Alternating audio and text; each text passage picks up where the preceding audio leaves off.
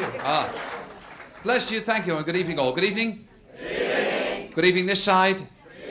Good evening this side. Good evening, Royal Box. Nice to be back at Clontarf Castle. You're a lovely audience. I've been watching you through the door. You look ever so good. You really do. And can I just say a very special good evening to a lovely lady called Elsie. I don't know where Elsie's sitting, but bless her heart, I met her coming in, and you know it's a bit drafty out there, and I was a bit windswept, and I came in, and Elsie was coming out, and she said, "It is you, isn't it?" I said, "It is." She said, "Could you wait a minute while I go to the car and get me camera?" So I'm stood by that suit of armour trying to get my hair straight in the glass.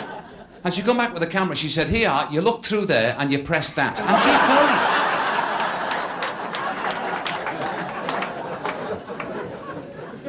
So wherever else he's sitting, welcome to the show. And of course, a special welcome to all the ladies of Dublin. Where would you go to find ladies as wonderful as these? Isn't it true? Isn't it true, fellas? Fellas, I'm looking for help here. Isn't it true that these ladies are lovely? All right, let's get it straight. Come on. All the husbands in the audience, where would you be tonight without your wives? Out enjoying yourself. All right, fair enough, fair enough.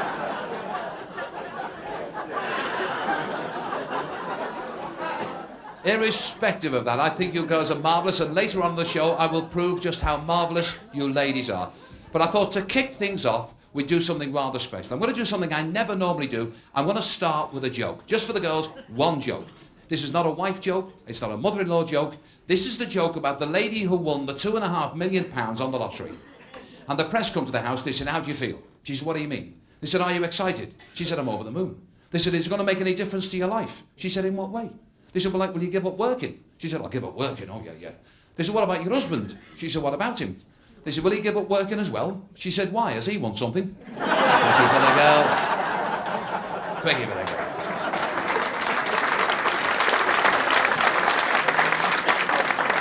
I like that. Do you know why I like that story? That's typical Irish wit, isn't it? I mean, if you want to describe Irish wit, that's what it's all about. And that's why I love coming back over here. First of all, of course, Liverpool, now we're twinned with Dublin, it's official. I'm amongst my own. And secondly, of course, you come over here and I collect stories of things that the Irish people do. There's a lovely part of Dublin, those strangers to the area, let me explain, it's called Finglas. Do we have any Finglas people here? Lovely Finglas. Open to the public now, Finglas, isn't it? Open to the public? Yes. Oh, yes.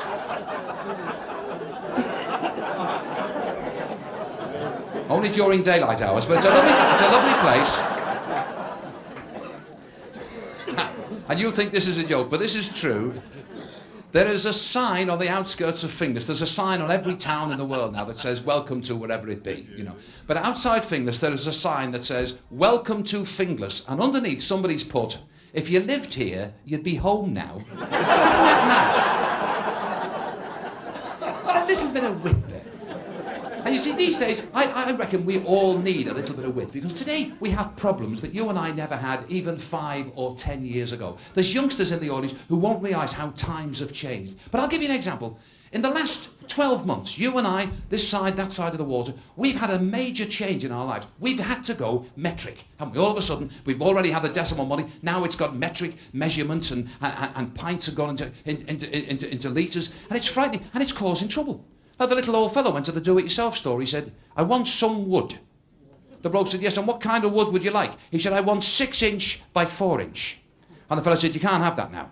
He said, "What?" He said, "You can't have that now," he said, "because we've gone metric, you see. You can't have 6-inch by 4-inch. You've got to have 15.24 centimetres by 10.16 centimetres. And if you want any, it's £2 a foot." Now, you see, we never had...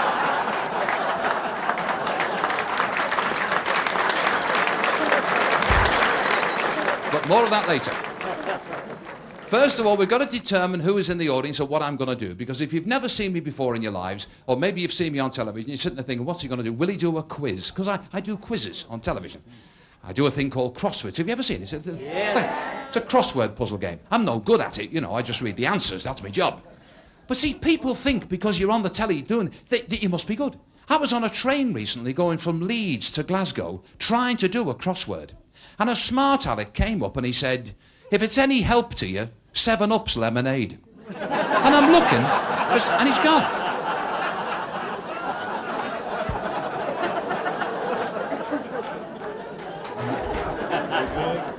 And you think that's bad?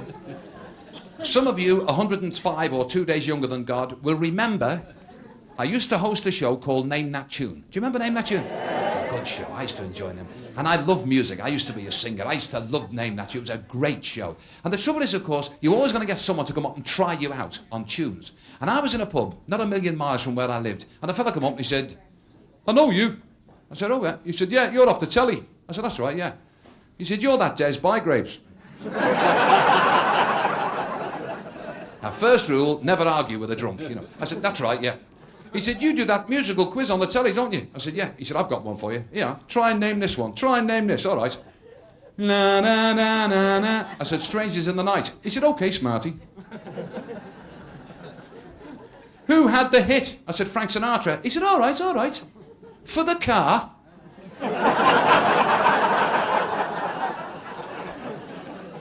What was the name of the dog in the song? I said, I don't know. He said, Scooby-Dooby-Doo. Isn't that good? Isn't that good?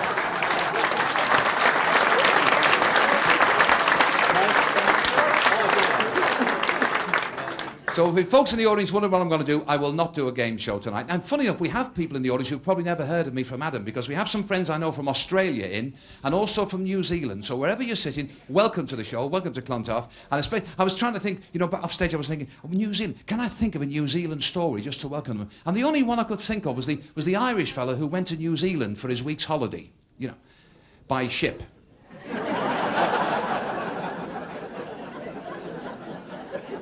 And the 20 minutes that he was there, he said,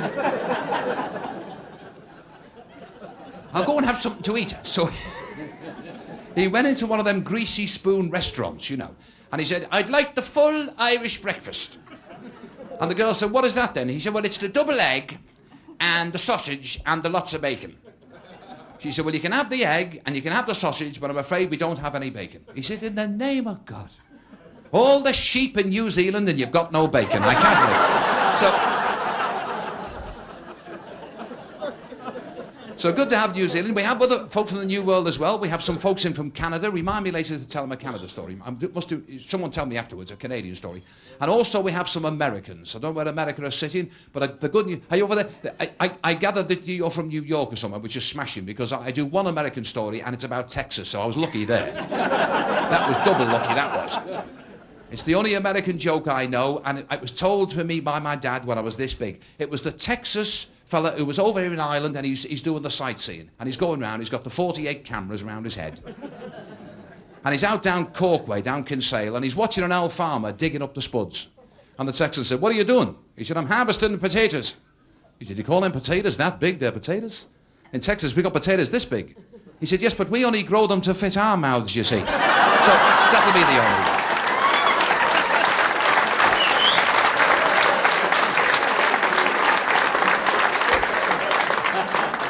But it's good. It's good to have the Americans in. So Australia, New Zealand, America, Canada. Me, myself, I'm kind of a stranger. I mentioned before I'm from Liverpool. Do we have any Liverpool people in? Whoa, 2 of us. Enough for a fight. Now, I've got to tell you a serious story. Isn't it funny, wherever you're from, we all have peculiar ways of talking. We all have strange accents, which is true. And I don't know about you, I can spot my own accent right across a crowded room anywhere in the world. I bet you can as well. Even like Dublin can spot the difference between you and Cork or Kerry or whatever, or the North or whatever. And I was in a pub in London, and outside they were digging the road up. And all the boys who were working on the site had come in for a pint. And in the whole of the pub, they were all talking, and they were all Cockneys. So it sounded like that, you know. All right, mate, yeah, we're having, all right, yeah, have a pint of beer, all right, yeah. And in the middle of all that, one fella said, here you are, pint of lager. I said, you're a scouse. He said, that's right, yeah. I said, are you working outside with the lads? He said, no, I was working abroad, I've just been sacked. I said, what? He said, I've just had the sack abroad. I said, what were you doing? The oil rigs? He said, no, the Vatican. I'm swallowing this. He said, I was working in the Vatican as a tour guide. And I was showing this party round, and I was just saying what a lovely person the Holy Father was. And just then, the Pope come round the corner, and I said, oh, look, talk of the devil. And I swallowed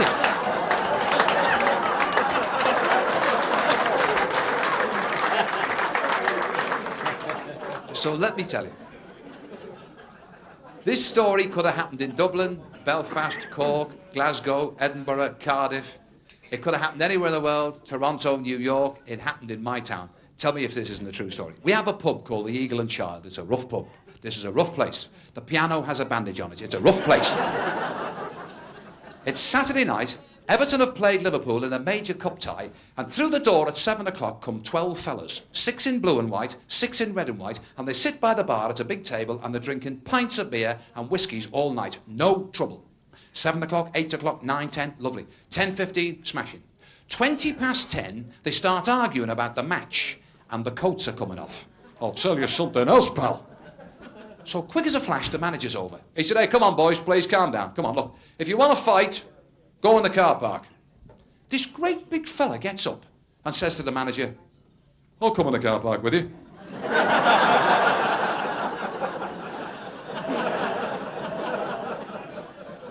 He said, not with me.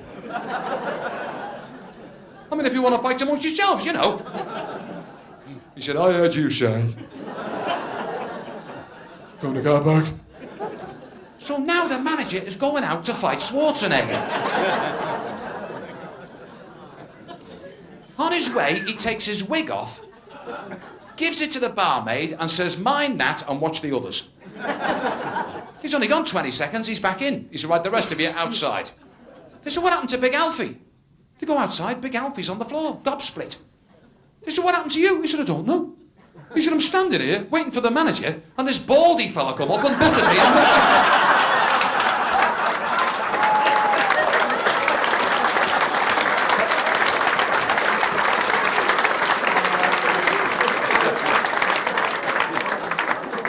But I'm not going to harp on about Liverpool all night. I'm going to just say one thing. I'm very proud of our town. This lady, I'm sure, will agree. We've just been voted the healthiest city in Europe. That's pretty good going, then.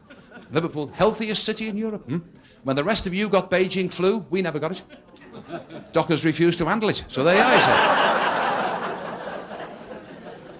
I was really thrilled. And how I got to know was I was home recently. I went to see my Uncle Bill. He's the last remaining brother of my dad's, and he's about 87, Uncle Bill. And he's a lovely old fella, 87, getting and cracking on, you know. And I said, all right, Uncle Bill, how are you? He said, I've got everything going for me, son. I said, everything? He said, yeah. He said, the eyes are going, the legs are going, the memory's going. He said, and it's worse than that. He said, I've been to see the doctor. He said, the doctor said, I've got a dicky ticker. He said, the ticker's on the brink of the heart. He's very worried. I said, what's he done then? Did he give you tablets? He said, no, I'm 87. He said, it's too late to give me tablets. He's told me to take it nice and steady and just have a large whiskey before I go to bed. I said, is it doing you any good? He said, it's great. I went to bed 6 times yesterday.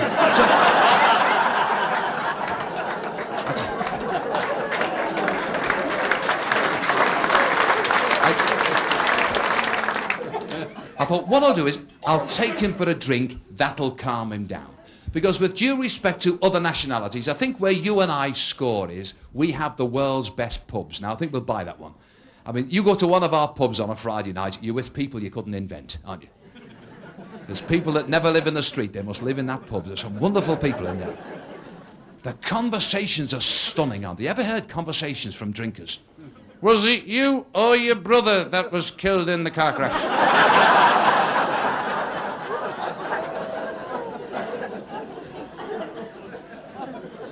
You've got me there. I think it must have been my brother. I haven't got a car, you know.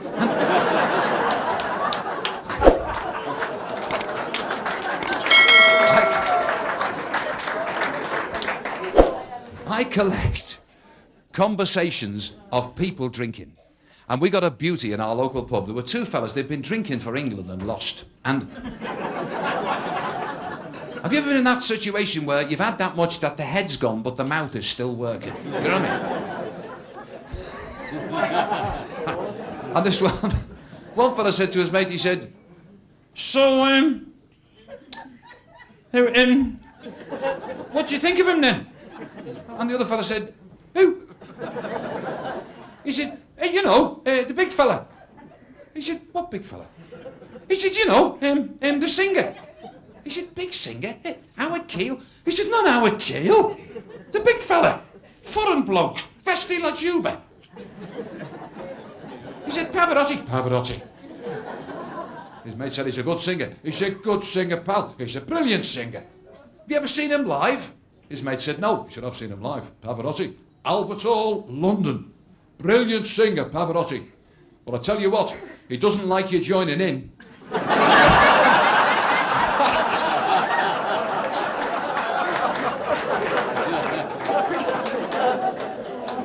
But fair play, fair play. It will be the only reference to Liverpool all night. So that's the end of the Liverpool stories. I'm not going to do any of them. I'm not doing any sporting stories, as you've probably gathered, because, you know, sport's a funny old thing. No, it's true, it's true. Listen, I should have been on my holidays tomorrow. I've just cancelled my holidays, I might tell you. I was going to Israel. I was going to go and see the Wailing Wall, but you can't get near it for Irish rugby supporters. There's no point in going.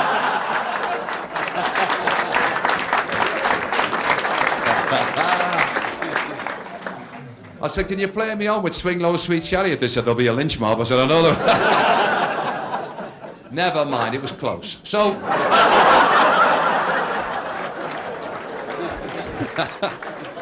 Now, obviously, you know, people are wondering if I'm going to tell Irish jokes. And as you well know, all the residents know this, I never, ever tell Irish jokes. One thing I never do, is I never tell an Irish joke. If I do an Irish story, it's always true. I never do silly ones. I mean, you know, I wouldn't stand here and do that stupid joke about the two Irish fellas in the pub. And one said, I'm going to night school to learn Vietnamese. His mate said, why? He said, because we've just adopted a Vietnamese baby and I want to know what it says when it grows up. I mean, I won't do that.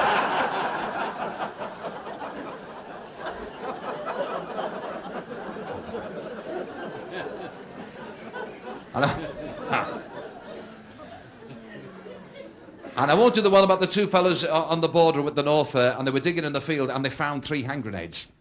And they're coming home with the 3 hand grenades in a plastic bag. And one said, Mick, what will we do if one of these goes off?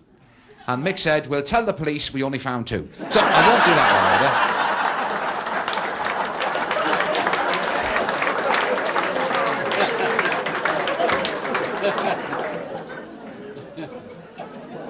either. But I've got to tell you this one. And this is as true as I'm riding this bike. This is a true story. I mentioned we had Australian friends in, and even probably in Australia, they don't know the full extent of this story, so I'm going to stun them tonight with the absolute truth. 2 summers ago, when the Australian cricket team were coming over to play England for the Ashes, right, they were diverted because of bad weather, and their plane landed at Dublin. A lot of people don't know this. And the Australian cricket team are kicking their heels at Dublin Airport, and they thought, wonder why, maybe we can get a bit of a practice in while we're here. So they went up to the Arianta boys, you know, the local ground crew, and they said, any of your lads play cricket? They said, well, we've done a bit of hurling, things like that. We could probably do it. We have the old bad, we could do that. He said, well, do you want to get a team? We won 11. He said, we'll try and get them. And they got a team up of 10. They're just the one short. So they said, listen, hang on, McCarthy will be up in a minute with the horse and cart. He'll play. He's a good sportsman, all round. He's done a bit. So McCarthy come up, they said, will you play, Mick? He said, I can't play, the back's gone. He said, the back, I'd love it. He said, the back has gone. He said, but the horse will play. This is what he said, the horse will play. He's a wonderful all-round athlete. He can play. So they dressed the horse up, got the flannels, the whole thing. They said, we're going to field first. So where will he? He said, put him in the slips. He's good in the slips. So the horse is on his back legs in the slips like that. And the first 6 balls come, he caught them all. The Aussies are 6 for none. They said, can it bowl? He said, bowl? This is the fastest bowler you've ever seen. Put the ball in its hoof. They put the ball in its hoof, whap, whap, whap. The next 4 Aussies, out for none. He's bowled a lot. So they're all out, the whole team, for 0. He said, can he bat? McCarthy said, bat, this is W.G. Grace here. He said, put the bat in his hooves. So the horse was out there at the wicket, the fast bowler bowled, the horse hit the ball, it was still climbing when it left the parish. And the captain shouted, run! And McCarthy said, don't be stupid, if he could run, he'd be at Leopardstown.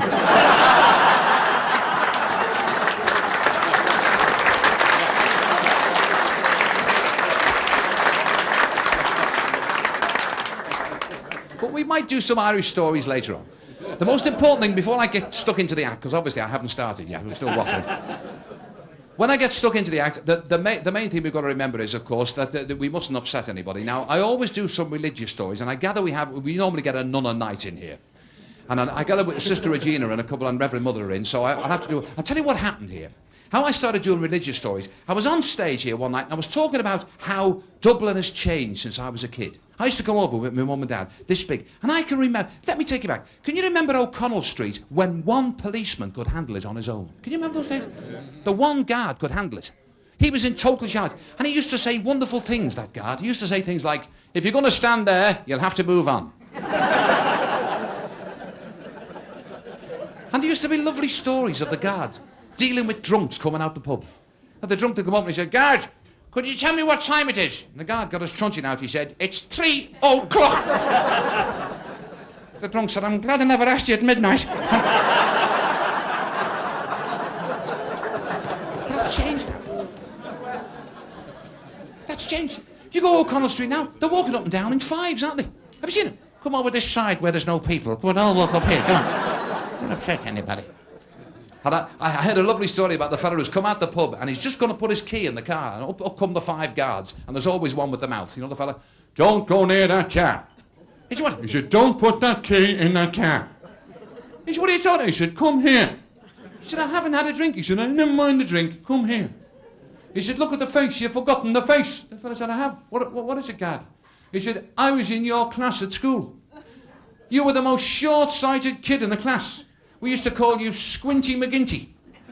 You had glasses that thick. And you're getting behind the wheel of a car without your glasses on." And McGinty said, "Well, it's different now, officer. I've got contacts." He said, "I don't care who you know. You know."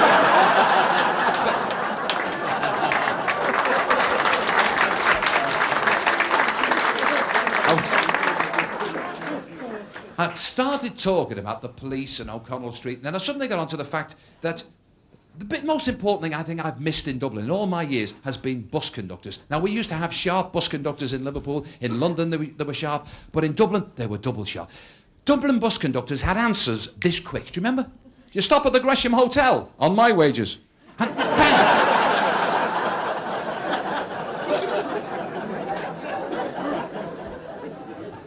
And I used to do the tale about the conductor who went to the front of the bus and there were 2 nuns. He said, "Right, girls, first, please." They said, "We've left our purses in the convent." He said, "Give me your names."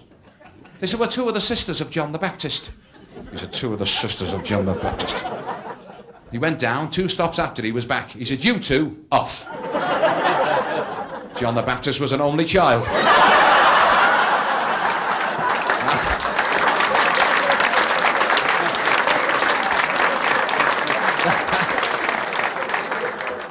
That's what started it, see? And ever since then, every time I come, I've got to do a different nun story. So we've had a vote of all the staff, that's the waitresses, the reception, everybody, and we've all agreed that the favourite nun story at the moment is this one. It's the fella who's coming home from work and he thinks, "I'll go in the pub and have 1 pint before I go home." So he's walking in the pub and there's a nun on the step. And as he walked by, he said, "Good evening, sister." She said, "I see you're going into that den of iniquity. You're going in there to drink the devil's brew, talk to the scarlet people, spend your hard-earned cash, leave your children starving and bereft of clothing." He said, "Sister, I'm going to have 1 pint." She said, "Oh, yes, indeed, and one will lead to another, and the next thing you'll be with all the scarlet people drinking that terrible brew." He said, "Sister, how can you condemn drink? Have you ever had a drink yourself?" She said, "Indeed, I haven't." He said, "Well, how can you condemn it if you haven't had one yourself?" He said, "Come in, I'll buy you one." She said, "I wouldn't go in a place like that. Evil people, den of iniquity. Bring me one out."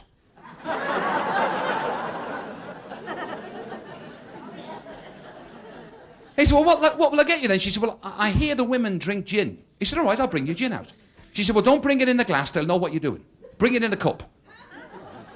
So he went into the bar, he said, "They're going to have a large gin, and would you put it in a cup?" And the barman said, "God blimey, that nun's not outside again, is she?"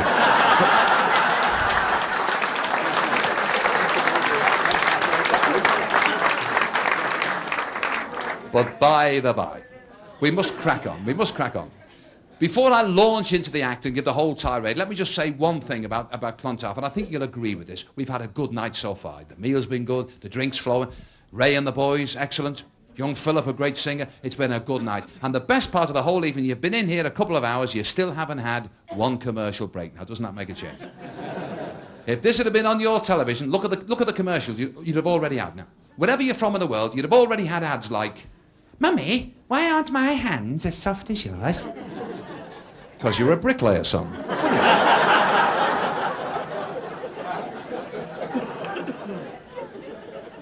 Or worse still, the worst commercials on television, tell me when I make a mistake, the worst commercials, aeroplanes. They're all the same, aren't they? Doesn't matter which airline, they're all the same.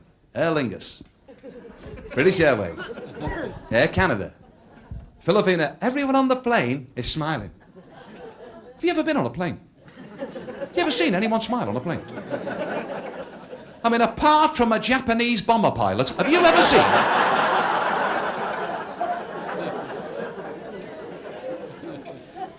they don't show us on television is why nobody smiles. We know why. If you've never flown, don't let me put you off. But nobody smiles on a plane because when you get to airports, they put you in a room. Do you know what that room is called? The Final Departure Lounge. That's what it's called.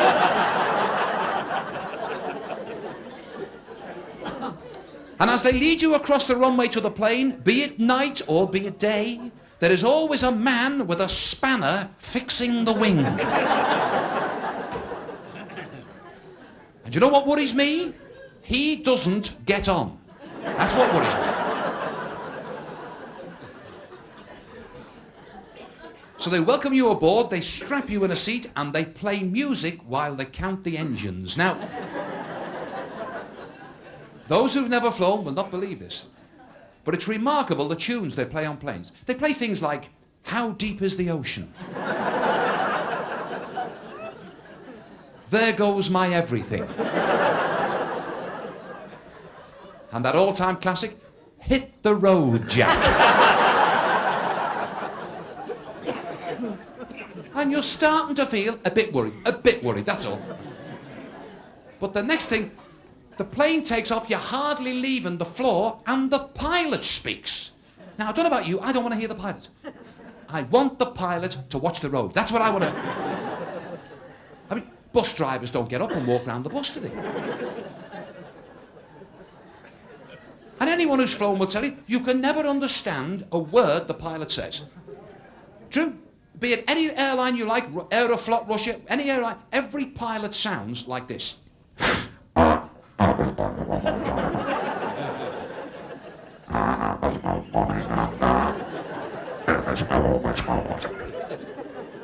Feet.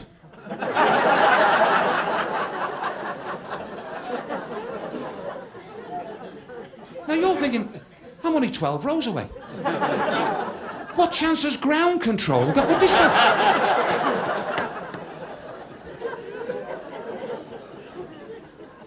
By the time the man has finished talking, you're a complete nervous wreck.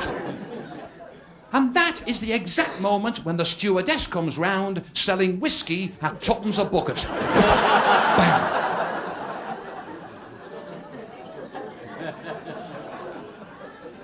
And everyone's entered a drink. 20,000 feet up, the whiskey's taken effect. You are flying on your own.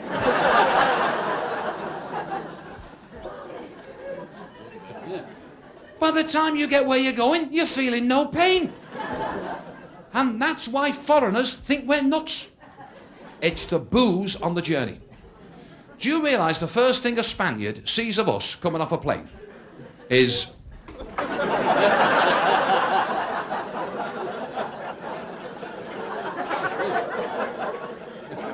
They think it's our national costume.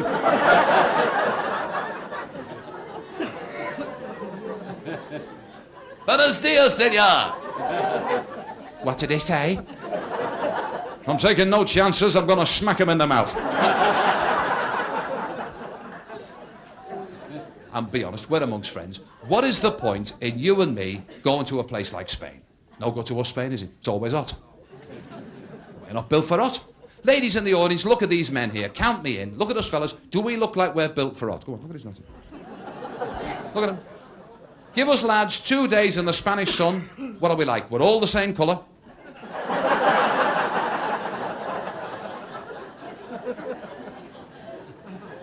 We've all got the funny walk. Don't touch me.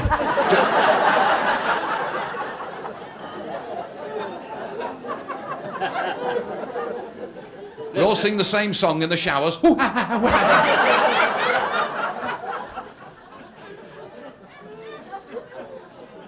I love the guy who falls asleep in the sun with all his clothes on. And the next day, he's just got a red head. He's walking around Spain like a match. I mean, why are they there? Why do they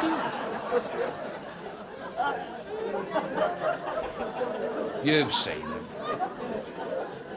You've been there and back. Come on. Benidorm, middle of August. On the beach, all the Tarzans from Belgium and Italy, the Bronzes, the bikini pants, ombre solaire, factor one. And along the sand comes your man. Rambo from Roscommon.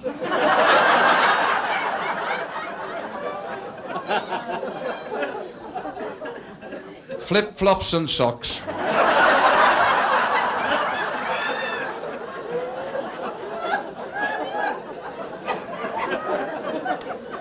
It's 103 in the shade, and he's carrying an anorak.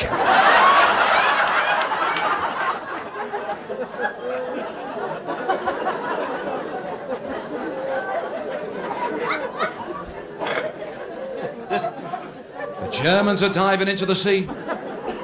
The Swedes are hang gliding. The French are surfboarding. What's our man doing? Paddling.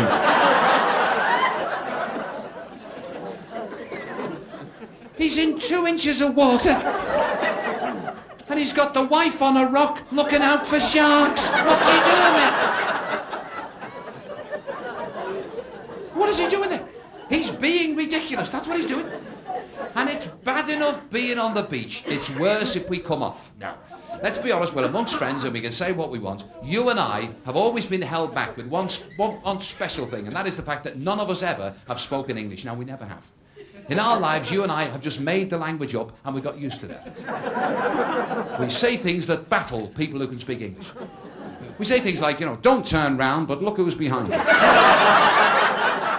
That baffles people.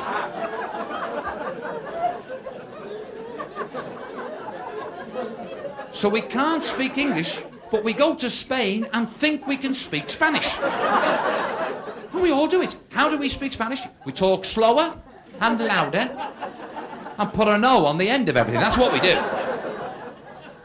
In the pub, you all, bring all to me all. Do we all? Go-go-go-lo. And that's bad. It's worse than the beach, but the worst of all, and God forbid, the first God forbid of the evening, is if we go on one of those guided tours. Have you ever done that? The tour to the local monastery for the wine tasting. Now, the trouble with the wine tasting is, once our lads get the taste, it's gone. I mean, it's bombs away, isn't it? You know, the first couple, they have a sip and spit it out. Then they start to hold them down then. And then it's like, I'll have another 3 pints of number 7, please, Reverend. And the little abbot comes out and says, now we're going to taste the liqueurs which the monks make. Now the most that any man can drink and remain standing up is 3 glasses. Then the monks will come into the open air and sing the hymns. So they go in for the heavy duty stuff. They come out, our man is missing. And out come your monks. Oh, the last monk out is wearing flip-flops and socks.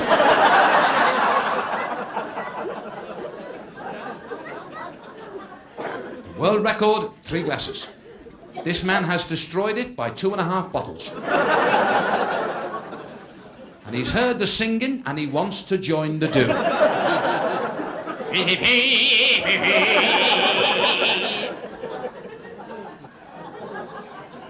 There's a monk at the front swinging the incense, and your man's shouting, Reverend, your handbag's on fire. It shouldn't be. The man shouldn't have been there. Television sent him to Spain. Television should tell the truth, you see.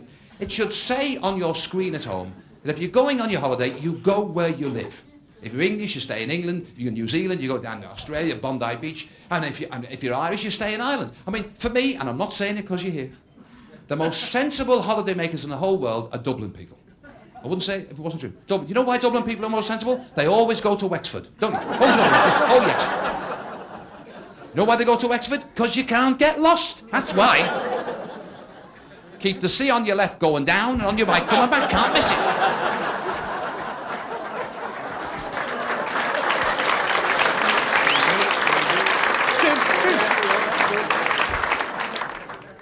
See, we've forgotten that, haven't we? You and me, we've forgotten those days when we were this big and fun was fun. Do you remember those times? When fun was playing in the street. You didn't need a Walkman and a video. Playing in the street was fun. When grown-ups used to pick on us for nothing. Do you remember those days? Total strangers victimised us for nothing. When you were... Let me take you back. Do you remember the first time you played in your street with a ball? Remember that? You come out the house with a ball under your arm and a woman come from nowhere and shouted at you. Go on, you. Up your own end. Do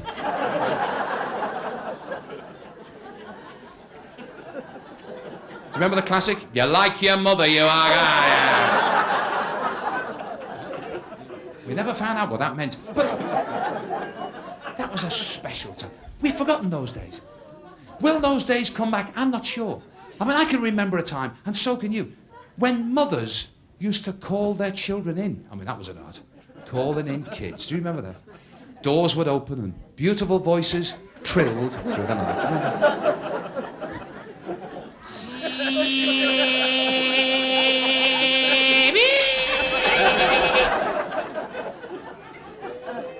It's like a very early karaoke, wasn't it? And the incredible things that mothers used to shout. Go and get 7 pound of potatoes and don't get any big ones. They're too heavy to carry. They said that. They don't do it now, though. Don't call the kids. Do you know why they don't call the kids now? It's our fault. It's the names we're giving the children. We daren't call them in. There's not so many saints' names now, you know. Oh, no. You imagine it round your way tomorrow. Finglas in the morning. Finglas in the morning. Daylight. A little boy, 5-year-old, no back in his trousers, muck head to foot, runny nose, and his mother shouting, Tarquin! Not the same, not the same. I've got to tell you this. I was doing a show recently. I was doing a show in the south of England, a place called Eastbourne. And it was a very, very la-di-da-do. Do you know what I mean? It was terribly, terribly, terribly far back. And I'm just chatting away like I am to you. And suddenly, like, I'm doing the act the way I'm not thinking, and it's coming out. And I do the Tarquin story.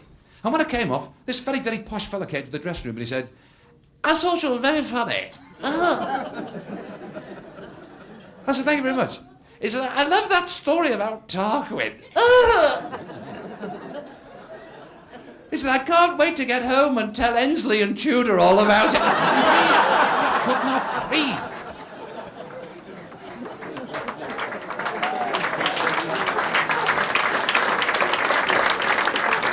You see, those were good days. When you and I were young, the world was okay. Do you remember that time? Do you remember when people used to be happy? Not long ago.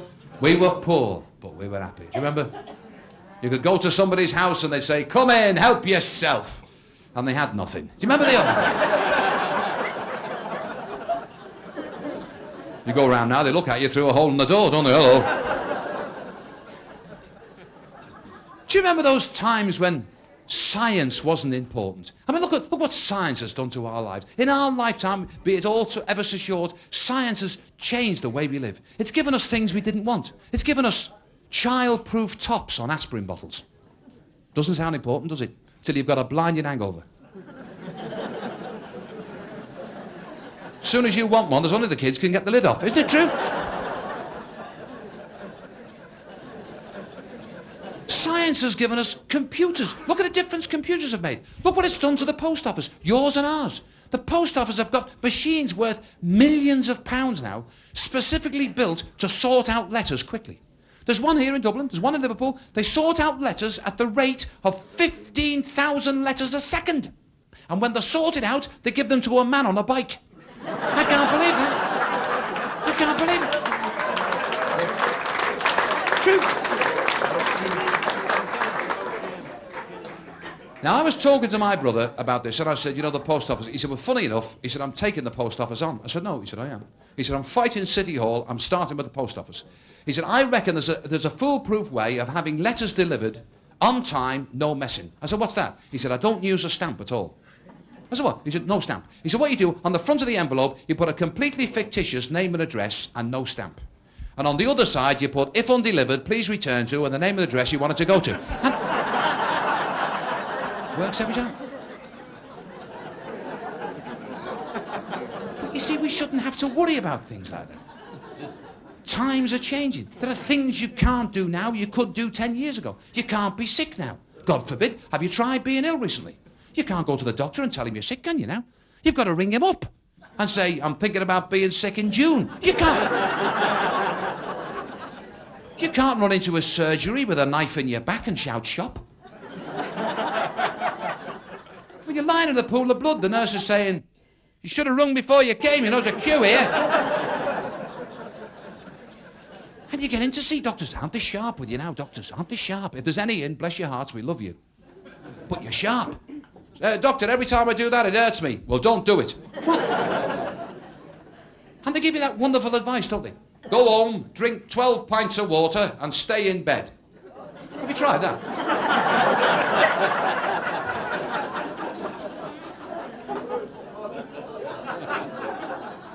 Or worse still, he says, hospital. You think doomed. Because you've seen those operations on the telly. You know the surgeon only wears a mask so you won't recognise him afterwards. You know this. And you get to hospital and you get the best of care, of course you do. And if there's any nurses in the audience, we think you're wonderful. Because without nurses, where would we be? I think you'll agree they're worth £1,000 a week. Am I right? Nurses are wonderful people.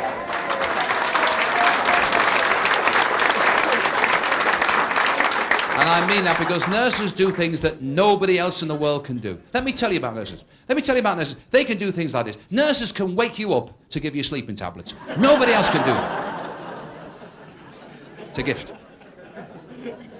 Nurses are the only people on earth who can actually say, take all your clothes off, we want to look at your eyes. They're the only ones who can do it. And they make staying in hospital comfortable. The worst part about being in hospital, tell me if I'm wrong, is visitors.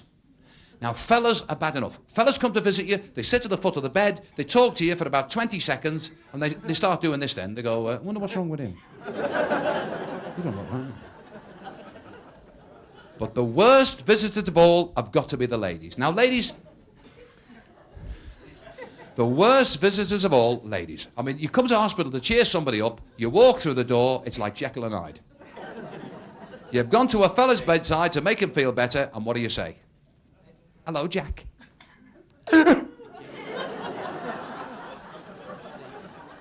Same bed me dad died in. You do. But we wouldn't swap you. Because early on I said you were wonderful people. I agree with that. The ladies are wonderful people, and we are lucky men to be married to you. Virtually without exception, we have the world's most wonderful wives. When I say that, can I just mention one exception? I don't do this. I never talk about people. But can I just tell you, my brother married the oddest woman in the whole world. Now, this woman is strange. When you hear this, you'll be stunned at this. He's married a woman who never stops talking. Well, you'd never believe that, lads, would you? Honest to God, she never shuts up. They've taken a sample of her saliva and found a cure for lockjaw. You wouldn't believe it. Never shuts up. They've had a parrot 6 years, and all it can say is, but. You wouldn't believe that. Never stops.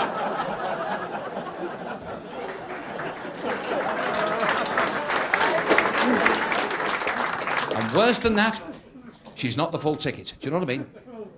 Two slates short of a roof. Oh, yeah, I'm gone. She gave our kid a list for the supermarket. Do you know what was on the list?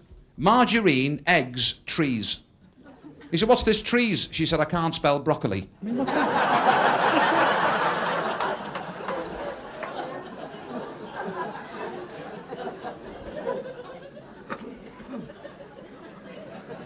We went to their house for Christmas dinner. I said, excuse me, love, this turkey tastes funny. She said, the poor thing got burned, so I put some Vaseline on it. I mean, is that right? Is it right? He married local, and he had this 5-part wedding. Do you remember the 5-part weddings? They went like that. Church, pub, house, pub, house. Do you remember? Out of the church, and you're legging it for the nearest bar. And the photographer's trying to stop you. And everyone's shouting, take one big picture and cut it up after. And in the old days, you used to hire the back bar of a pub, didn't you? And you'd have all the crates would be in there and all the jar, and everyone's giving it that, and a bit of cracks going on, the banjo players going. And there was always a fella that used to try and get in. Do you remember him? He used to come to the door and say, I don't want to come in. Can I just pass my regards on to the happy couple? I thought that she was beautiful. Can I just say that? Come in. No, I wouldn't. No, thank you. No, I wouldn't do it. But I was at the service, and I was nearly in tears. Come in. No, thank you. All right, just one. He's in now. and he's giving it the bifters, and he's going round the room, and when you all get up to go back to the house for the reception, he is missing, and so are 2 crates. You never see the beer again, but he is on all the wedding photographs. He's missing, though, when you get to the house. And what was exciting for me at a wedding was they always had the wedding breakfast at somebody's house. Usually, maybe the bride's family or whatever. And you sit down, and the wedding breakfast was always salad, wasn't it? Do you remember? It was there a week waiting for you, all curled up like that. And you sit down, they'd say, "What are you doing on the corned beef table?" "You're on the ham table with our family." "Their crowd's on the potted meat. Move them down." And all your knives and forks had little bits of string on to show who'd lent them. Do you remember? As soon as somebody dropped a cup, they were all down to see who it was. At every wedding in the old days, there were 3 major highlights. Can you remember all the fun they had at the old weddings? There was conversations that went on, like, round of applause for the happy couple, the bride and her mother, but...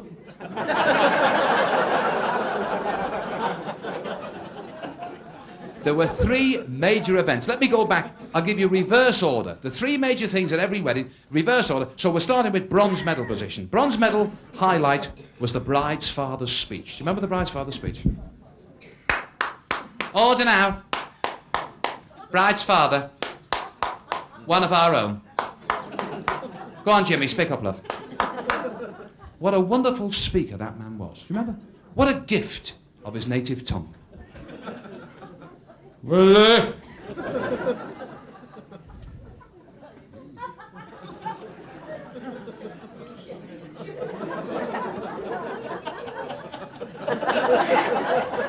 but he's written this.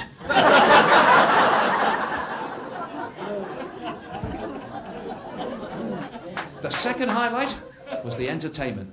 Now, at every wedding, there was an Uncle Charlie. Do you remember Uncle Charlie? The worst singer in creation. If God had meant Charlie to sing, he'd never have invented ears. The voice was horrendous. But what a style. Do you remember Charlie's style? Half an inch of burning cigarettes stuck on his lip. The left eye streaming water from the smoke. The teeth queuing up to get to the front.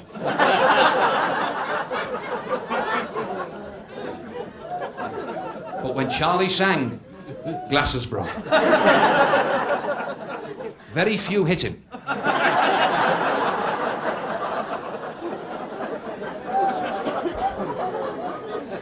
But the number one highlight, the thing that made your wedding stand out over everybody else's, was the fight.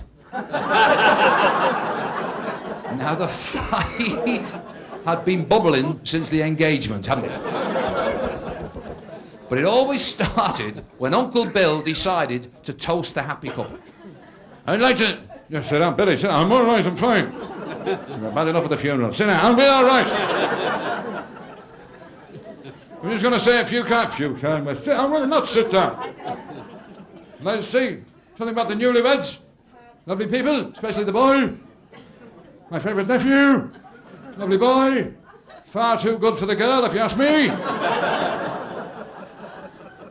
Knowing the family of snide she come from, I'm amazed he's marrying her. In fact, if the truth were told, lies have been spoken to get this wedding on. And at the back you get the bride's side going, "Hey, why don't you shut your mouth?" And there's the one, it's the trumpet call to the US cavalry. "Why don't you come up here and shut it for me?"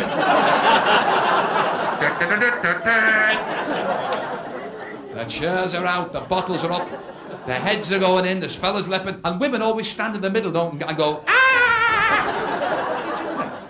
Don't hit him, he's on probation, ah!" And there's always a fella at the back of the fight shouting, mind the drinks, boys!"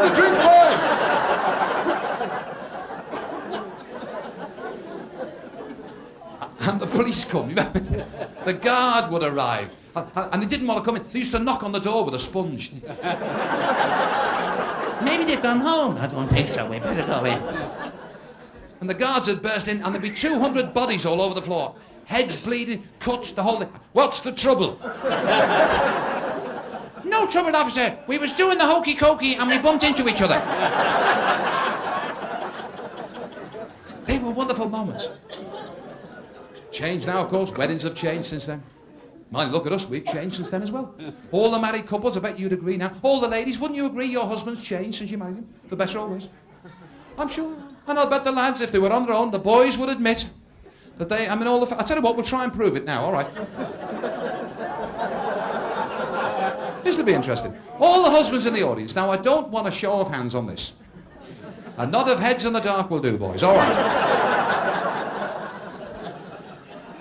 Not when she's looking, when you can. All the lads...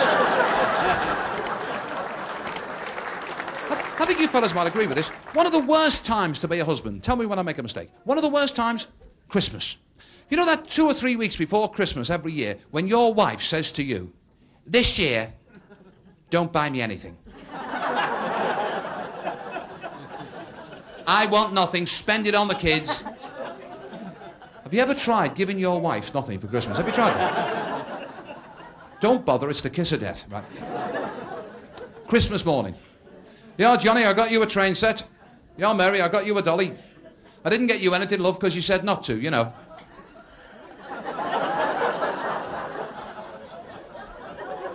Face like a fruit bat. Goes in the kitchen, 1812 overture with the pans. Turkey comes out, still smoking. And she goes into her own little version of the river dance. Now, come on, boys, we've all had the Christmas river dance. On her own, in the kitchen, goes like this. 365 days a year, you sweat in this kitchen like a slave. And what has he bought you for Christmas? Nothing!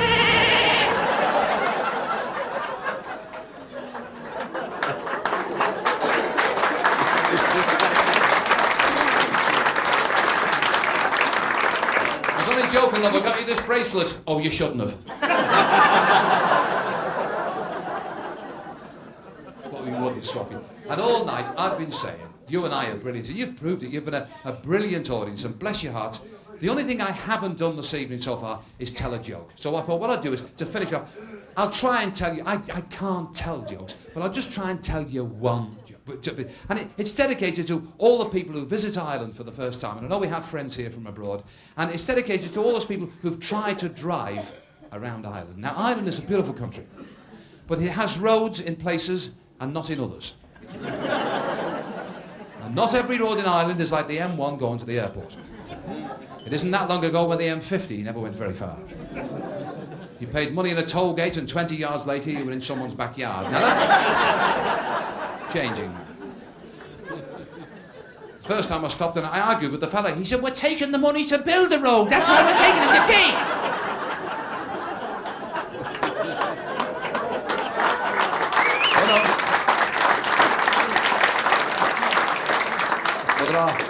There are roads in Ireland which are good and some that are not so good. Now they are building towards the west and we are having good times because now they are bypassing, in fact they have bypassed Lucan. Thank you, Lord. Bypassing Lucan. I spent longer in Lucan than they were looking for Lord Lucan. Thank you, Lord, for passing. Thank you also, Lord, for bypassing Maynooth. Thank you for bypassing Maynooth. I was in Maynooth that long I could have qualified for the priesthood. Thank you, Lord.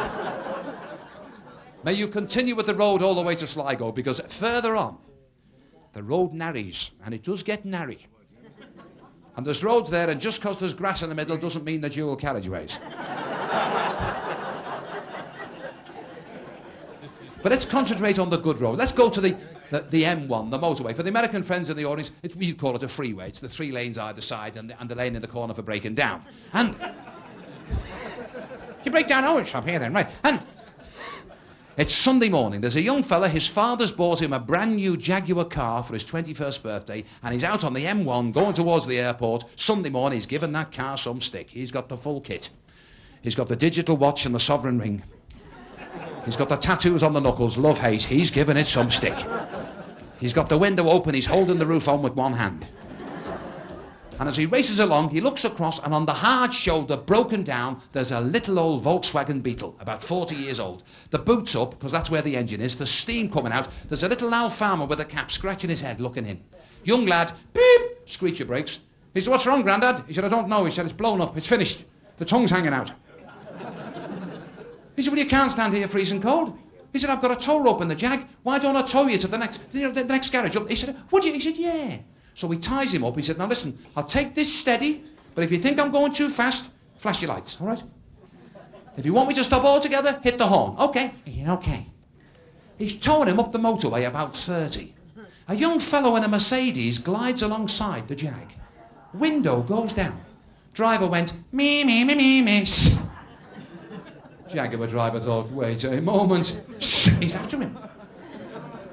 He's up the motorway, 75, 85, 105.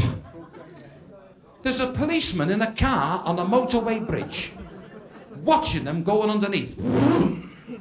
Gets on the radio. He said, Kieran, get ready, because you'll never believe what's coming your way. In the middle lane, there's a Jaguar. He's doing about 125 miles an hour. In the outside lane, there's a Mercedes. He's doing about 126. But right behind them,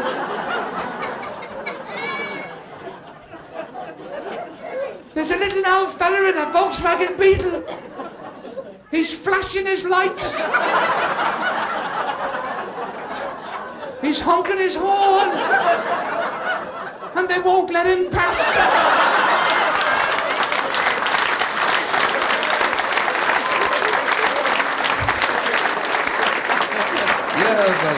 Bless your heart.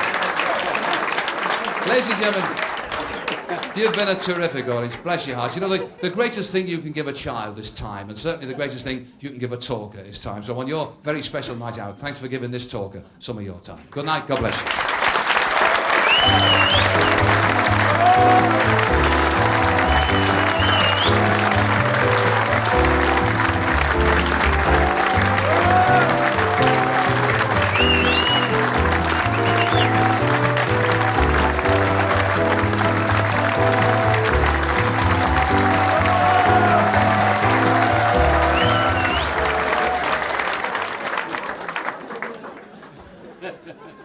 Right. One Irish story, then we'll do the song, then we'll go. All right. In that order. A true Irish story for those from abroad who've never heard of it. And this involves when the Holy Father, the Pope, landed in Ireland. Now, a lot of people read in the papers that the Pope landed in Dublin. Not so. The true story is this. The Pope is landing in Dublin and it's fog-bound. And ground control rang the pilot and they said, listen, will you tell the Pope we can't land him in Dublin? The fog's down. We're transferring the flight to Shannon and sending a car to bring him back to Dublin by road. So the Pope lands at Shannon Airport and there's Murphy with the Rolls Royce and the flat cap. He said, Your Holiness, I have the car here now and I'm going to drive you back to Dublin. Now, I can't do Polish accents, so the Pope is going to sound Scouse. Right. So the Pope said, Is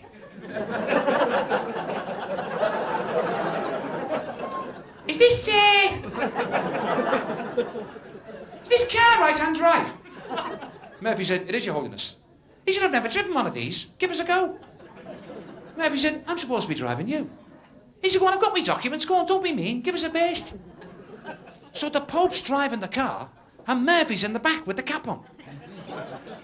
And they get stopped by a random police patrol. And it doesn't matter where you are in the world, the fella who stops you is always lippy. You know the bloke I mean? Out the car, let's have a look at the documents. So the Pope pops out, flashes the licence, policeman reads the name, panics, gets on the phone. He said, Sergeant, I'm in serious trouble here.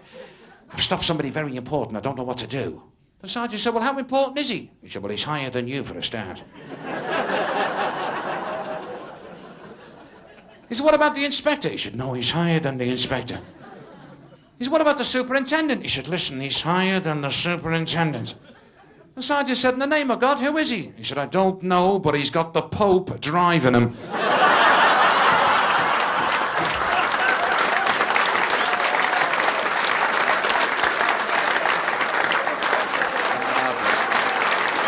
Okay.